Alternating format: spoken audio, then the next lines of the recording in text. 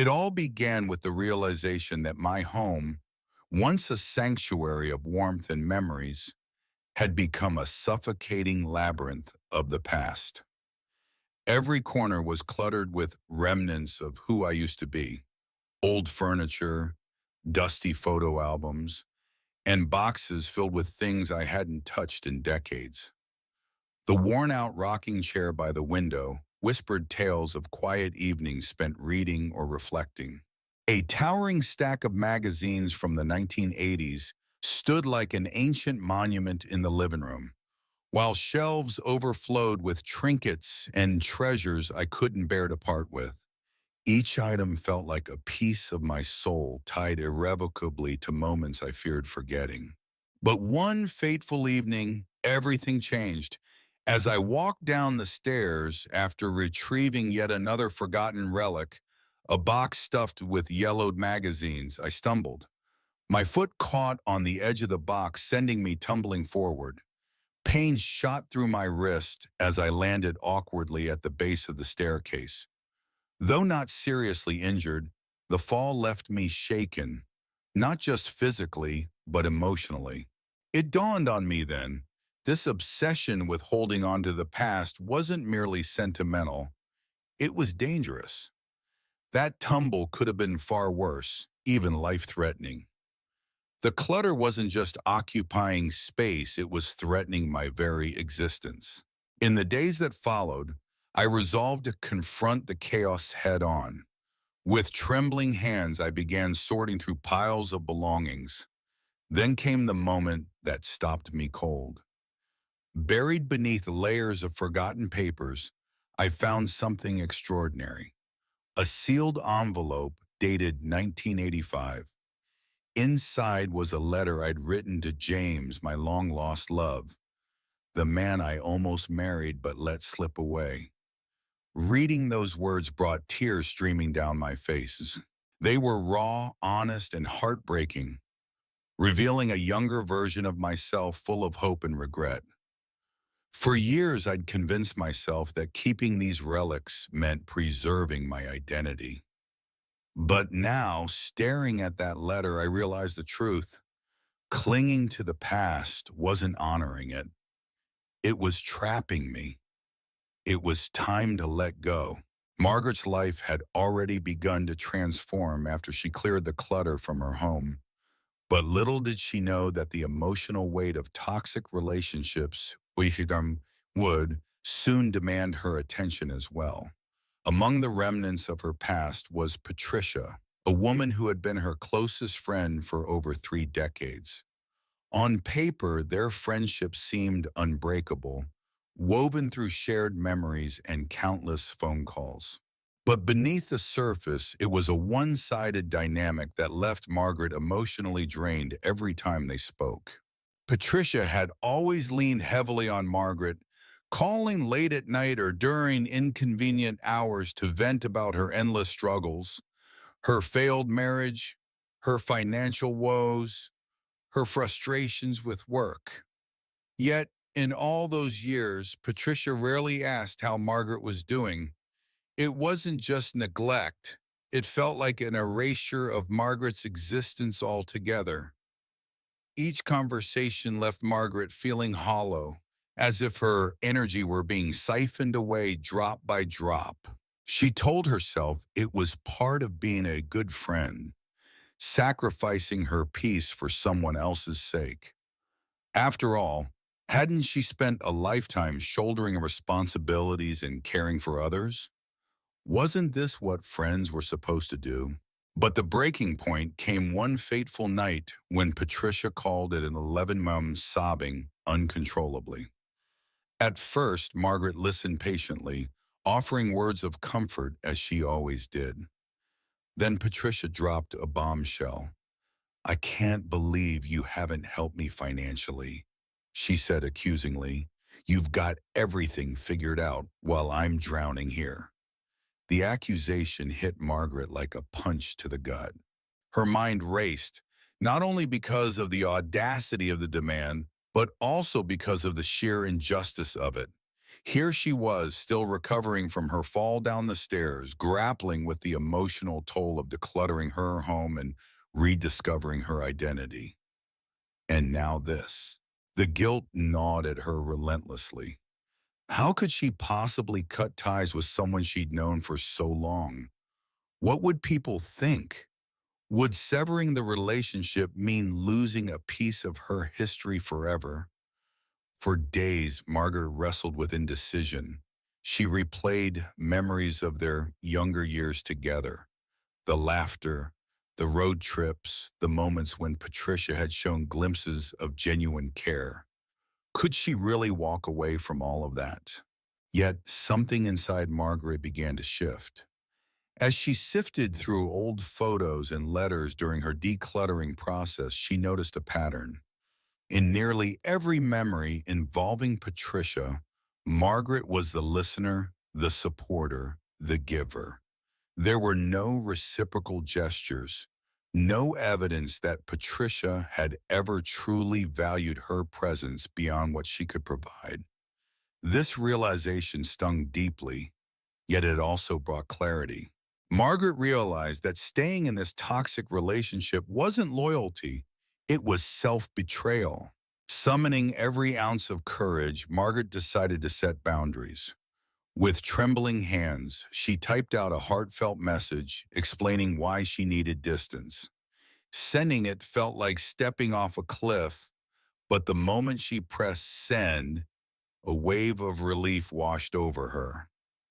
Days turned into weeks, and though the silence between them was deafening, Margaret found herself breathing easier. Slowly, she began to fill the void left by Patricia with healthier connections, like reconnecting with Emily, her daughter, who reminded her daily that love doesn't have to come at such a high cost. Margaret had always prided herself on her ability to shoulder responsibility. It was a trait she carried like a badge of honor, one that had defined her through decades of raising a family, managing a career, and maintaining the sprawling home where she lived alone after her husband passed away. The garden behind the house was her sanctuary, a place where she could escape the chaos of life and find solace in nature's rhythms. But as time wore on, what once brought her joy began to feel more like an obligation than a retreat. Her back ached constantly now, and her knees, once sturdy enough for hours of kneeling among the flower beds, had grown weak and unreliable. Neighbors often urged her to hire help, suggesting it wasn't worth risking her health over something so labor-intensive. "It's not just a garden," Margaret would snap defensively. "It's my responsibility." She clung to this belief with stubborn resolve, convinced that letting go of even one task would somehow diminish her sense of purpose or make her appear lazy or worse, old. One stormy afternoon, her determination nearly cost her everything. A fierce gust of wind toppled an ancient oak tree near the edge of the property, blocking the narrow path leading to the shed. Rain lashed at her face as she grabbed a thick rope tied around its trunk, straining against gravity to drag it out of the way. Her muscles screamed in protest, but she refused to stop. Just as she gave one final heave, her foot slipped on the muddy ground, sending her careening toward the edge of the pond nearby. For a terrifying moment, she teetered precariously before collapsing onto the soggy grass, gasping for breath. The next morning, pain radiated through every muscle in her body. Reluctantly, she called Emily, her daughter, who immediately booked a flight from New York to check on her. When Emily arrived, she found Margaret pale and exhausted, lying on the couch with a heating pad pressed against her lower back. "Mom, this has to stop," Emily said firmly, her voice trembling with concern. "You're killing yourself, trying to do everything alone." Margaret bristled at first, insisting she was fine and didn't need anyone's pity. But as Emily recounted memories of her childhood, the countless times Margaret had cared for her when she was sick, stayed up late helping with school projects, or simply listened without judgment, something inside Margaret softened. You've spent your whole life taking care of others, Emily continued. Isn't it time you let someone take care of you? The words struck a chord deep within Margaret. She thought about Patricia, the toxic friend she had recently distanced herself from, and how much emotional energy she'd wasted trying to maintain that relationship. She remembered the cluttered attic upstairs, now mostly cleared out, and how liberating it had felt to release those physical burdens. Why then was she still clinging to responsibilities that no longer served her? Over the following days, Emily helped Margaret draft a list of tasks she could delegate, starting with hiring a gardener. At first, Margaret resisted fiercely, arguing that no one else could tend to her beloved plants with the same care. But eventually she relented, realizing that holding on wasn't strength. It was fear disguised as duty. Slowly she began to embrace the idea of stepping back, not as abandonment, but as self-preservation. By the time Emily returned to New York, Margaret felt lighter, not just physically, but emotionally. The weight of unnecessary responsibilities had lifted, leaving room for peace, joy, and rediscovery. And though the garden still stood, it no longer loomed over her like a tyrant demanding obedience. Instead, it became what it was always meant to be, a source of beauty and tranquility. Margaret had spent decades wrestling with the ghosts of her past, but none haunted her more than the specter of James, the man she once loved deeply and ultimately let go. At 30, when faced with the choice to marry him or pursue her independence, she chose the latter. It wasn't a decision made lightly, it was born out of fear as much as ambition. She convinced herself that staying single would grant her freedom. Yet deep down, she always wondered if she'd made a terrible mistake. Over time, this what if grew into an unrelenting shadow, lurking in every quiet moment of her life. One chilly autumn morning, as Margaret sat at her kitchen table sipping tea, an email notification popped up on her laptop screen. The subject line read simply, James is passing. Her heart sank before she even opened it. The message came from his daughter, who wrote tenderly about how James had passed away peacefully after a brief battle with heart disease. Attached was a photo of him, older now, but still bearing that warm smile she remembered so vividly. Margaret's hands trembled as tears streamed down her face. She felt like the ground beneath her feet had crumbled away. All those years wasted replaying their story in her mind, wondering what could have been, and now there would be no chance for closure. For days, Margaret couldn't shake the weight of regret pressing down on her chest. She replayed memories of their youthful romance, the laughter, the long walks under starlit skies, the promises they whispered to each other, and contrasted them with the loneliness she sometimes felt in her later years. But then, amidst her grief, something shifted.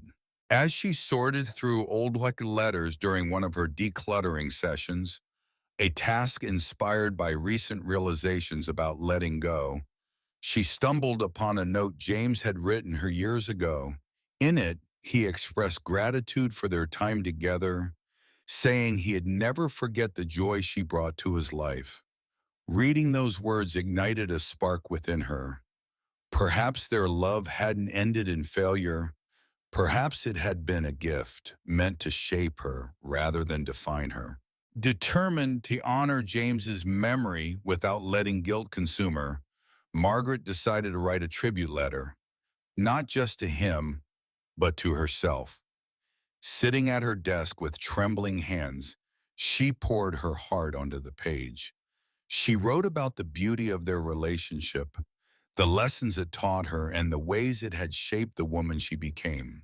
By the final paragraph, her pen moved with resolve. I release you, James, not because I didn't love you enough, but because I owe it to myself to live fully in the present. You will always be a part of my journey, but today I choose to step forward unburdened by what ifs. When she finished, Margaret felt lighter, as though a heavy chain around her neck had finally snapped. For the first time in years, she allowed herself to imagine a future free from the grip of regret. She thought about Emily, her daughter, who often reminded her to cherish the moments she still had. She thought about Patricia, the toxic friend she distanced herself from, and how cutting ties had given her strength.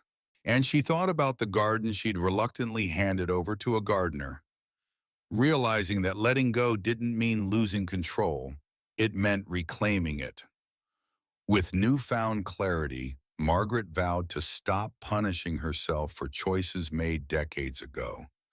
Life wasn't about perfection, it was about growth, and she was ready to grow again. Margaret had always found comfort in the small rituals of life, but one habit in particular had quietly taken root and begun to suffocate her: her nightly indulgence in sugary desserts. Every evening, as the world grew quiet and the weight of her thoughts pressed down on her chest, she turned to a slice of cake or a plate of cookies. "It's just my way of unwinding," she told herself, brushing aside any guilt that lingered in the back of her mind. But over time, the scale tipped higher, and her once robust health began to falter. Her blood pressure spiked dangerously, and during a routine checkup, her doctor delivered a chilling warning. If she didn't make changes soon, diabetes would become an inevitable reality. The news hit Margaret like a freight train, but denial was a powerful shield. She convinced herself that cutting back on sweets would be enough, even though the cravings gnawed at her relentlessly. Then came the morning that shattered her illusion of control. She woke up feeling dizzy, her head spinning as though the room itself were tilting. A wave of exhaustion washed over her, leaving her too weak to even stand. Panic set in as Emily rushed to her side, insisting they call an ambulance. The doctor later confirmed what Margaret already feared: her unhealthy habits were slowly stealing her vitality. Determined to intervene before it was too late, Emily enrolled Margaret in a senior yoga class against her will. At first, Margaret balked at the idea, scoffing at the thought of stretching and breathing exercise as some sort of miracle cure. "I'm not wasting my time on this nonsense," she muttered under her breath during the first session. But Emily refused to let her give up, gently reminding her how far she'd come in other areas of her life, how she'd decluttered her home, distanced herself from toxic relationships, and released decades of regret. "This is just another step toward taking care of yourself," Emily said softly, her voice filled with the compassion. Reluctantly, Margaret persisted. Each class felt like a battle between her stubbornness and her body's desperate need for renewal. Yet, as the weeks passed, something remarkable happened. The stiffness in her joints eased, her energy returned, and for the first time in years, she felt lighter, not just physically, but emotionally. The fog of fatigue lifted, replaced by clarity and calm. Margaret realized that letting go of her unhealthy habit wasn't about deprivation, it was about reclaiming her strength and joy. Slowly, the sweet treats lost their grip, replaced by healthier choices and newfound resilience. Margaret had always prided herself on her ability to adapt, but there was one area where she stubbornly resisted change: technology. Deep down, she clung to an outdated belief that women her age were simply not cut out for modern gadgets. Smartphones, social media, and video calls felt like foreign languages spoken by a younger generation, languages she neither understood nor cared to learn. For years, she relied solely on her landline phone, dismissing the idea of upgrading as unnecessary and even frivolous. "I've lived this long without it," she would say with a dismissive wave of her hand. But beneath her confident facade lay a quiet fear, a fear of looking foolish, of being left behind, or worse, of failing at something new. That fear came crashing down one fateful afternoon when disaster struck. Margaret had been trying to reach Emily after receiving unsettling news about a storm heading toward New York. Her heart raced as she picked up the receiver, only to hear silence. The landline had inexplicably stopped working. Panic surged through her veins. How could she check on her daughter? Who could she call for help? The isolation hit her like a tidal wave, leaving her trembling and overwhelmed. She felt utterly powerless, as though the world had moved on without her. Desperate, Margaret knocked on her neighbor Susan's door, tears streaming down her face. "My phone isn't working," she choked out, her voice shaking. "I can't reach Emily. I don't know what to do." Without hesitation, Susan ushered her inside and handed her a tablet. "Let me show you how to use FaceTime," she said gently. At first, Margaret balked, convinced she'd never be able to figure it out.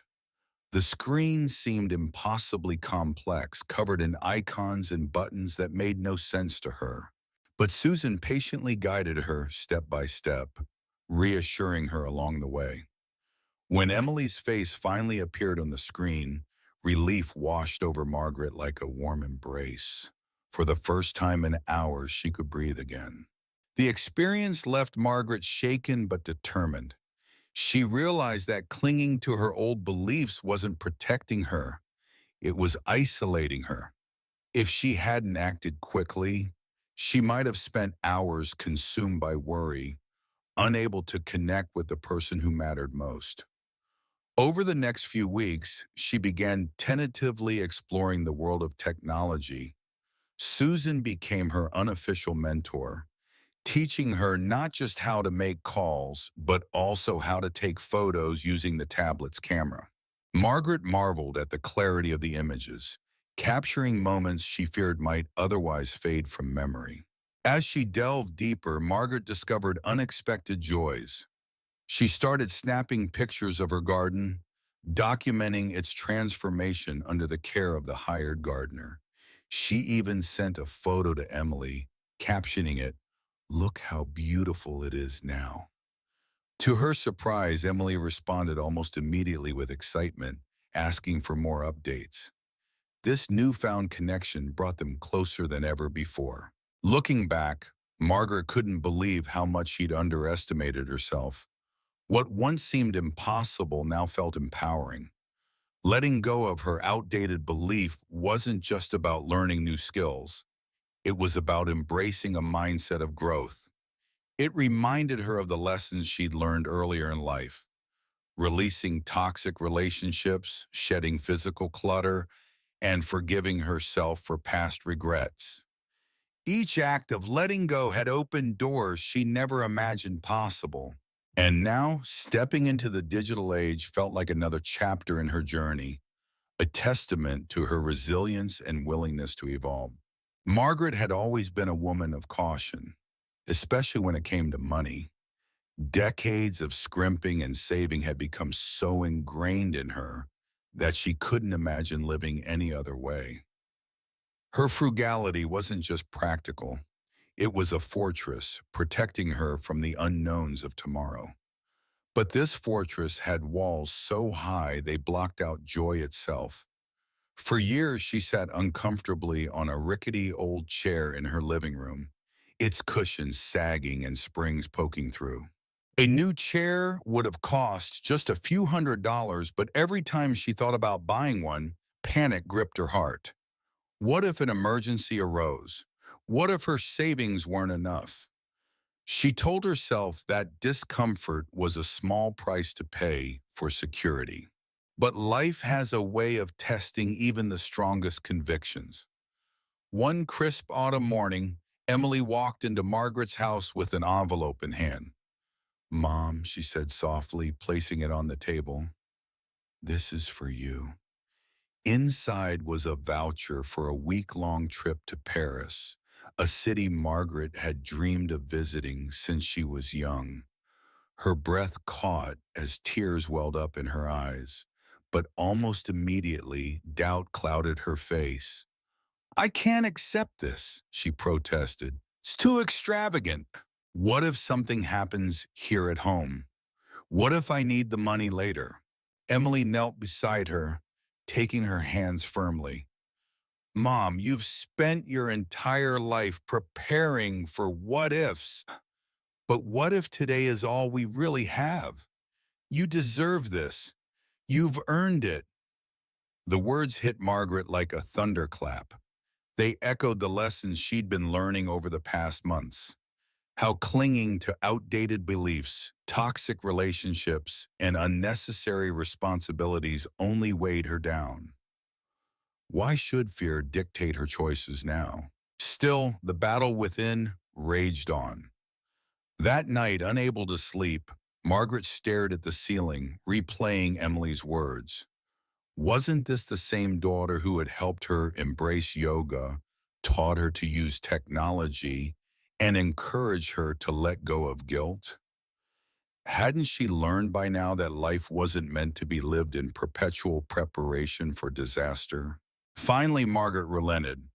When she stepped off the plane in Paris, the city greeted her with open arms. The Eiffel Tower sparkled under the night sky. Street musicians played soulful melodies, and cafes overflowed with laughter and warmth. Each moment felt like a gift she had waited a lifetime to unwrap.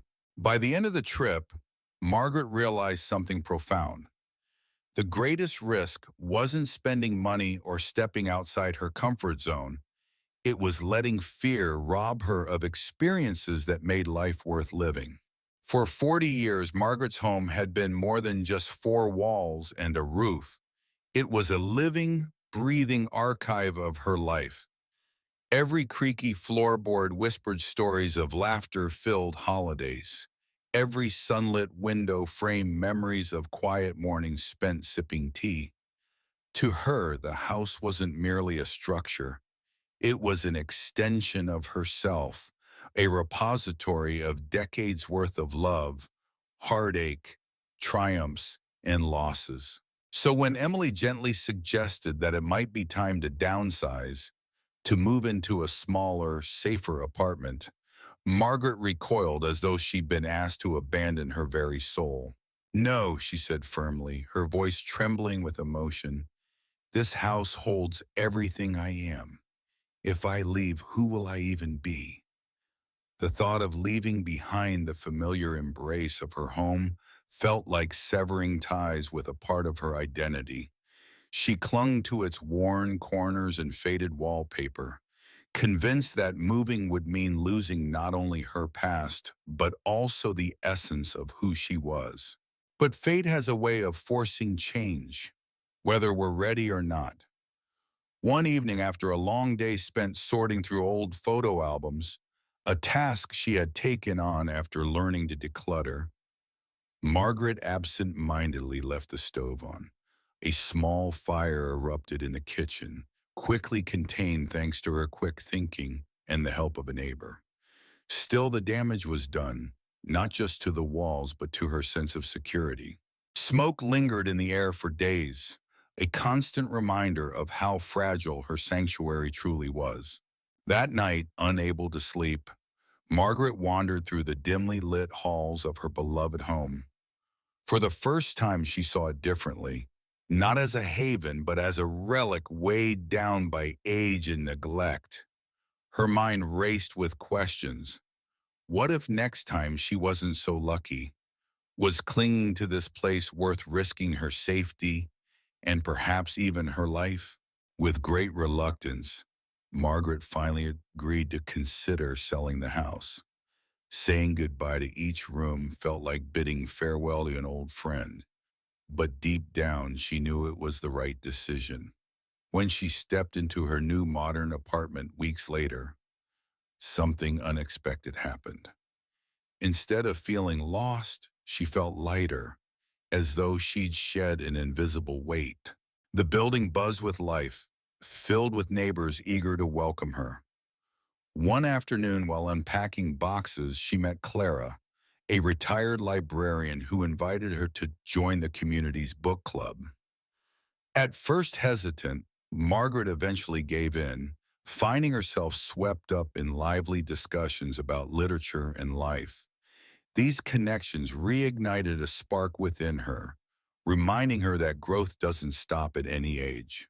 Looking back now, Margaret realizes that embracing change wasn't about losing her past. It was about creating space for a brighter future. And though the echoes of her old home still linger in her heart, they no longer hold her captive. Margaret stood on the balcony of her new apartment, gazing at the city lights twinkling like stars. The weight she had carried for so long, cluttered memories, toxic ties, outdated fears, had finally lifted. She realized that letting go wasn't a loss, but an opening, a door to endless possibilities. Her heart, once heavy with regret and resistance, now felt light, ready to embrace every sunrise, every laugh, every unexpected joy life offered. With Emily's voice echoing in her mind, "You deserve this, Mom." Margaret stepped forward, not as the woman burdened by the past, but as someone reborn, unafraid to live fully.